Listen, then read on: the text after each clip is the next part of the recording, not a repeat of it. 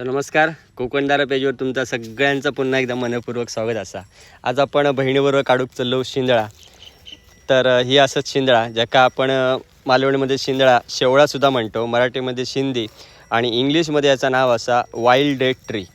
तर अशी बऱ्याच मोठ्या प्रमाणात शिंदळा लागलेली असत, पण ह्याचं आपण फक्त एकच टाळ काढतलो जो जून झालेलो असा. आणि बाकीचे जे खजूर जे असत, बाकीचे जे शिंदळा असत ती पशुपक्ष्यांसाठी आणि प्राण्यांसाठी आपण ती खाऊक ठेवतलो, कारण बऱ्याच पशुपक्ष्यांचा या आवडता खाद्य असा.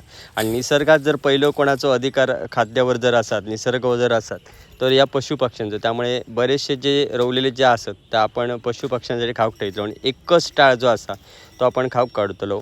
तर शिंदळा बरीच मस्त जून झालेली असत आणि पिकल्यावर खूप छान लागतात, अगदी खजुराप्रमाणे. त्यामुळे ह्या माझा आवडता शिंदळा मला खूप आवडतं, त्यामुळे आपण ही काढलेली असत. आणि अशी पिकल्यावर मस्त चॉकलेटी काळपट रंगाची होतात आणि पिकल्यावर खूप छान लागतात. तर पुन्हा एकदा सांगतो, या झाडाचं नाव असा शिंदळा, ज्याका आपण वाईल्ड डेट ट्रीसुद्धा म्हणतो. आणि जी रवलेली जी ह्या असत ही बघू शकताय, ती पशुपक्ष्यांसाठी आपण ठेवलेली असत, कारण जैवविविधतेत या झाडाचं महत्त्व खूप महत्त्वाचा असं.